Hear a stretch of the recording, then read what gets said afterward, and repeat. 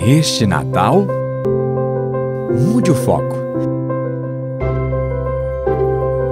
Em vez de recuperar o tempo perdido, recupere amizades perdidas.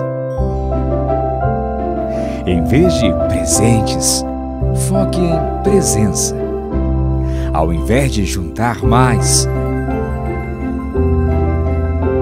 compartilhe mais. E acima de tudo, não mude só nesta semana. Deixe Deus mudar toda a sua vida. A Encontro lhe deseja um Feliz Natal, uma vida feliz e cheia de significado. Feliz Natal! Meus amigos, nós estamos chegando ao final de 2024 e estamos vivenciando aquele tempo bonito e especial de Natal, da véspera, do tempo que antecede o Natal, e todo o clima que envolve o Natal normalmente nos faz muito bem e nos inspira. E o meu desejo e a minha oração é que você possa aproveitar este tempo para ter um encontro vivo com Deus e um encontro real com as pessoas com as quais você convive. No encontro presencial de nossa comunidade, neste domingo, nós vamos celebrar a Ceia do Senhor. É um momento especial, como eu disse. Mas a questão que se levanta é por que nós e todas as comunidades cristãs ao redor do mundo, em todos os tempos e em formatos diferentes, por que celebramos a Ceia do Senhor? Ela se chama Ceia do Senhor porque quem começou essa história foi Jesus. Quando, na noite anterior à sua crucificação, ele celebrou a ceia com os seus amigos, discípulos. Mas qual seria o sentido de a gente continuar celebrando a ceia 2000 anos depois? E para descobrir o sentido e o significado da Ceia do Senhor, eu quero convidar você para olhar para dois lugares diferentes. Em primeiro lugar, para a Bíblia, onde nós encontramos o relato da primeira ceia do Senhor. E em segundo lugar, eu convido você para olhar para uma obra de arte, um quadro pintado entre 1495 e 1498 por um artista chamado Leonardo da Vinci. E esta obra que eu mencionei, ela justamente tem este nome de Santa Ceia, ou Ceia do Senhor. Eu nasci num ambiente cultural e religioso no qual era comum você encontrar um quadro como este, da Ceia do Senhor, nas casas das famílias. Na casa de meus pais tinha um quadro assim. O quadro original, ele foi pintado na parede do refeitório do convento de Santa Maria delle Grazie, na Itália, em Milão, por encomenda do Duque de Milão, Ludovico Sforza. Leonardo da Vinci, o pintor, levou 3 anos para completar a obra. Como eu disse, de 1495 a 1498. A obra ela é bem grande em tamanho, ela mede 4,6 por 8,8 metros. Você já observou alguma vez os detalhes desse quadro? Nele, o artista retrata o exato momento da ceia na qual Jesus questiona os seus discípulos, afirmando que entre eles havia um que iria traí-lo. Esta é a passagem das Escrituras. Depois do pôr do sol, Jesus e os 12 discípulos estavam à mesa. Durante a ceia ele disse: tenho algo difícil, mas importante para dizer. Um de vocês me trairá. Chocados, eles começaram a dizer, um após o outro, serei eu, Senhor. Jesus respondeu, serei traído por alguém que come sempre comigo. O Filho do Homem sofrerá a dor da traição, já prevista nas Escrituras. Até aí nenhuma surpresa. Mas ai do traidor, melhor seria que ele nunca tivesse nascido. Então Judas, o traidor, afirmou, estás querendo dizer que serei eu, Senhor? Jesus disse, você sabe que é você, Judas. Esta é a cena que Leonardo da Vinci procura pintar naquela parede do refeitório do convento em Milão. E ela existe até hoje, sobrevivendo ao tempo. Durante boa parte de minha vida, eu olhei para este quadro e não percebi alguns detalhes super importantes que nos colocam a nós mesmos dentro desse quadro e nos conectam com aquilo que aconteceu naquele dia, quando Jesus se reuniu com os discípulos, colocando-nos também a nós dentro do relato bíblico. Vamos começar identificando os 12 que estavam com Jesus à mesa. Da esquerda para a direita, com base na posição de suas cabeças, eram Bartolomeu, Tiago, filho de Alfeu, André, Judas Iscariotes, Pedro, João, Jesus ao centro, Tomé, Tiago, irmão de João, Filipe, Mateus e Judas Tadeu. De onde é que a gente sabe quem é quem? Essa informação se baseia em um manuscrito antigo encontrado no século XIX. A pintura, ela retrata o exato momento em que Jesus anuncia que um deles irá traí-lo e mostra a reação deles ao questionamento de Jesus.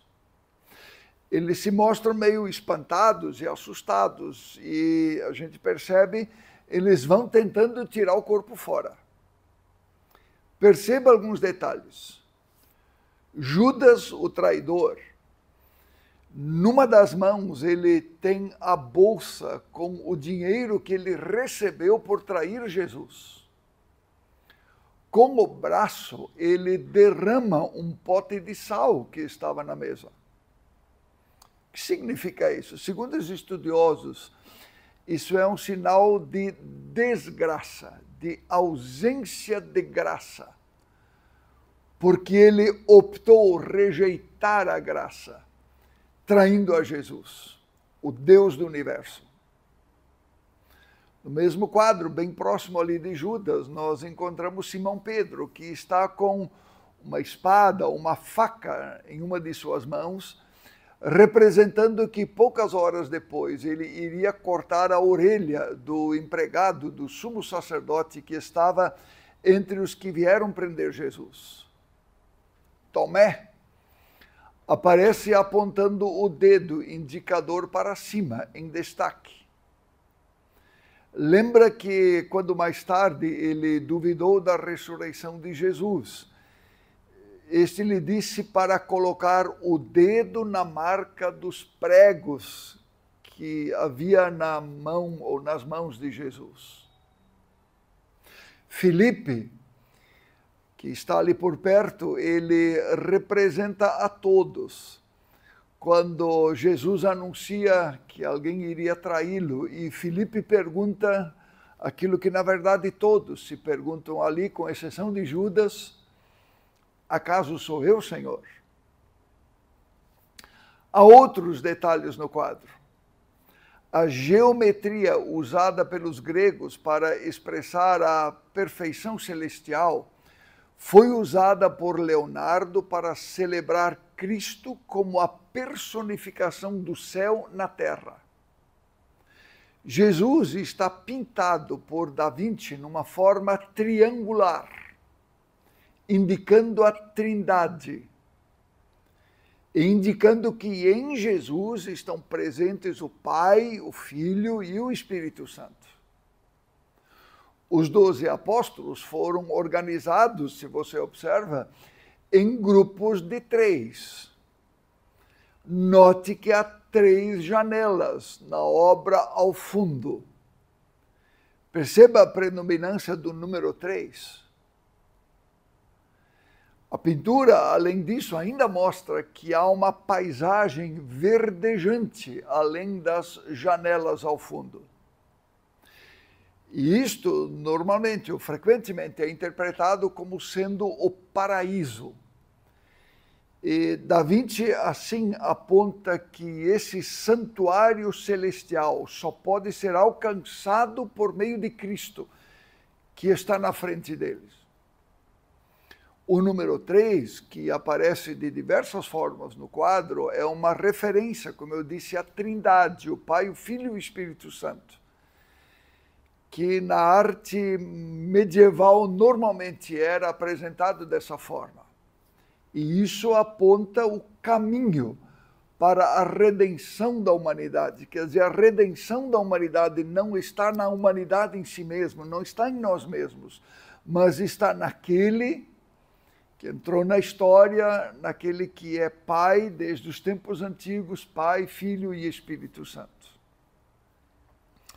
Interessante os detalhes do quadro, né? E há outros ainda que merecem ser vistos.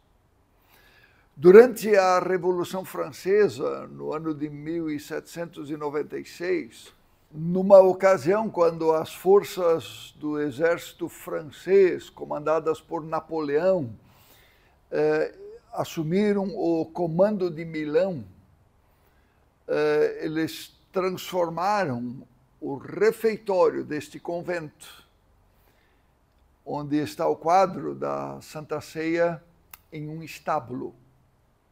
Milagrosamente, a pintura foi preservada. Durante a Segunda Guerra Mundial, o convento foi bombardeado, chegando a derrubar os seus telhados. Mais uma vez, milagrosamente, a pintura de Da Vinci foi preservada. A ceia do Senhor, meus amigos, ela está normalmente conectada com a Páscoa, pois foi antes da morte e ressurreição de Jesus que ela aconteceu.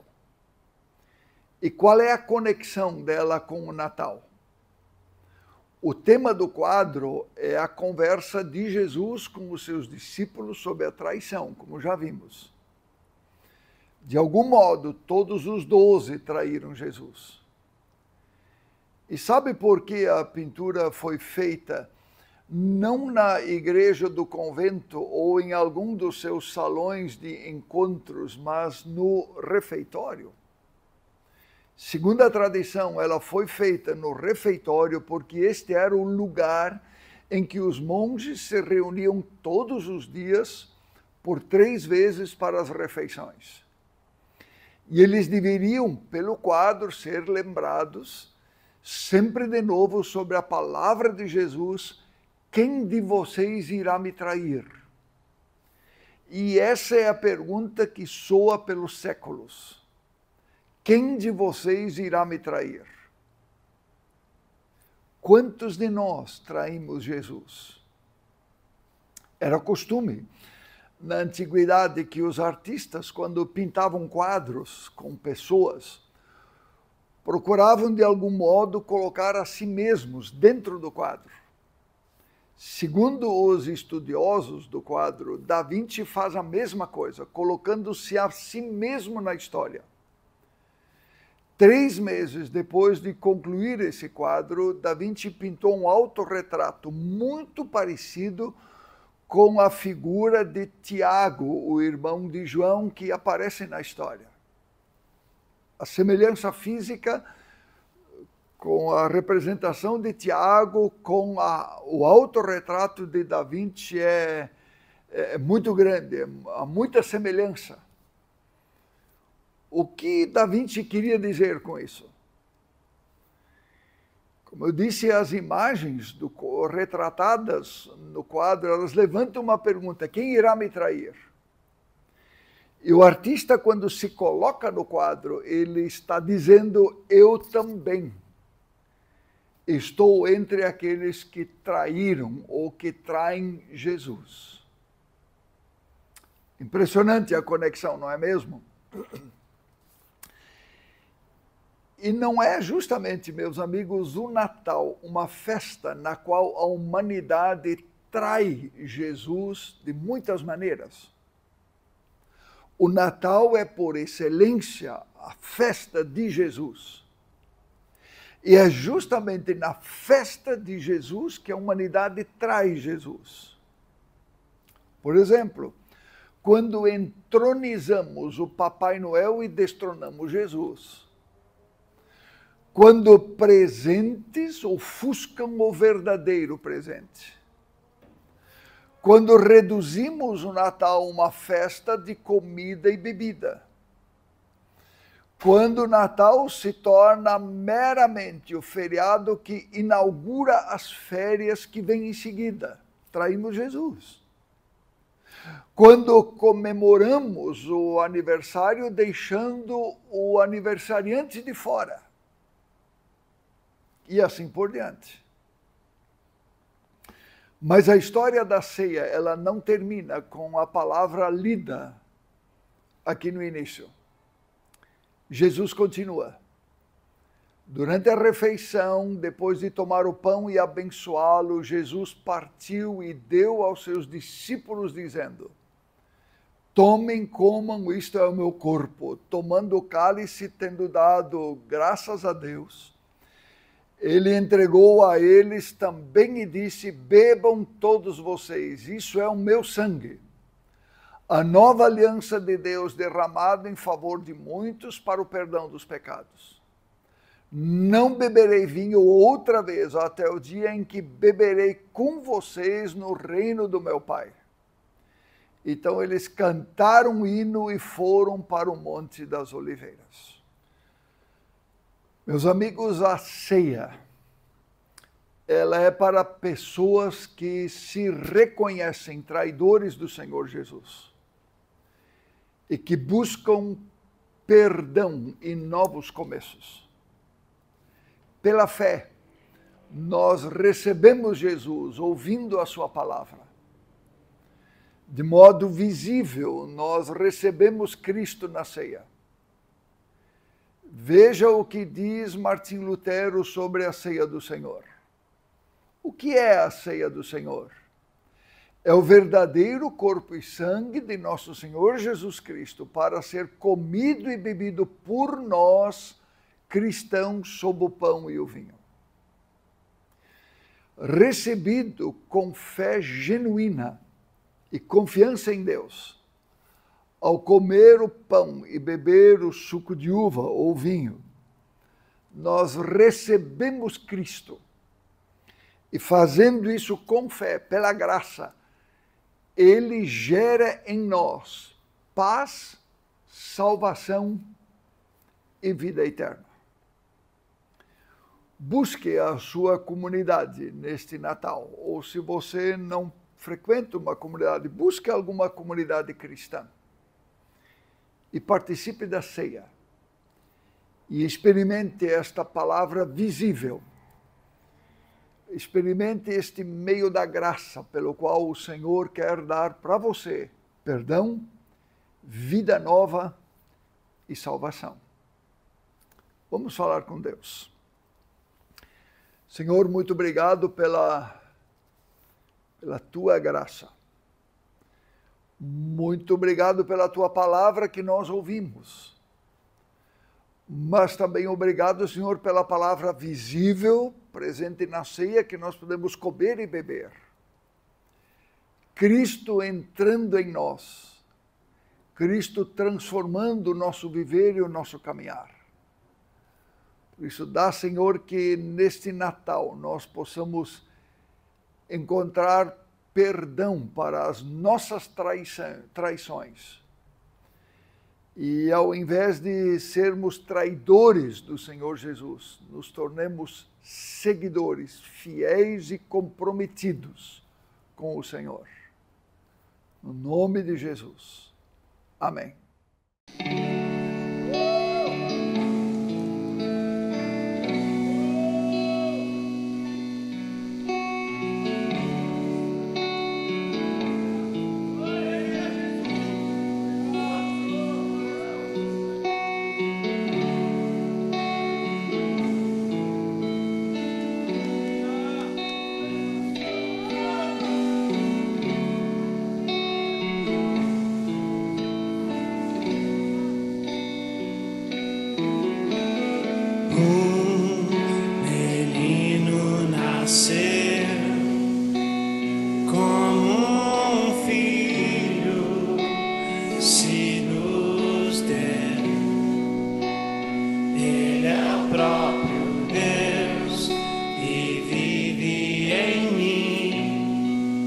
Debaixo de suas asas eu me escondi.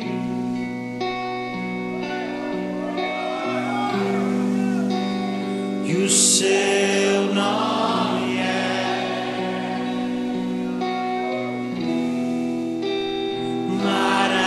maravilhoso.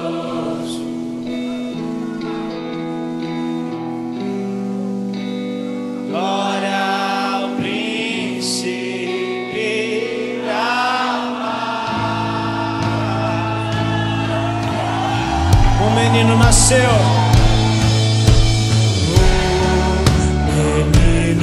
Nasceu como um filho, se nos deu. Ele é o próprio Deus e vive em mim.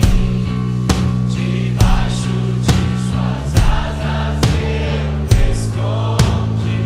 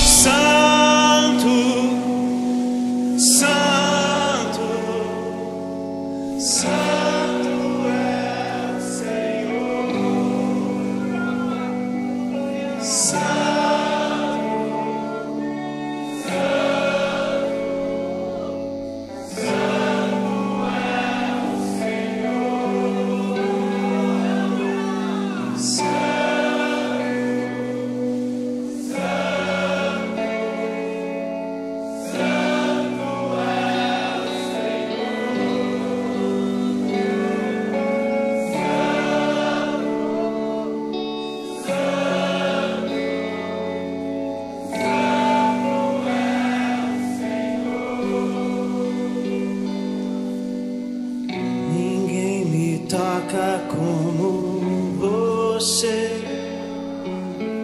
Ninguém me vê como você me vê. Faz brilhar teu rosto sobre mim.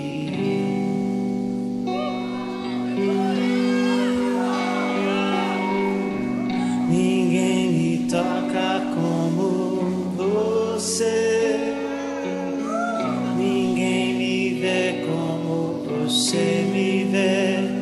Faz brilhar teu rosto sobre mim.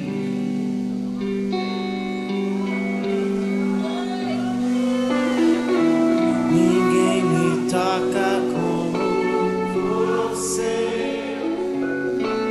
Ninguém me vê como você me vê. Faz brilhar teu rosto sobre mim.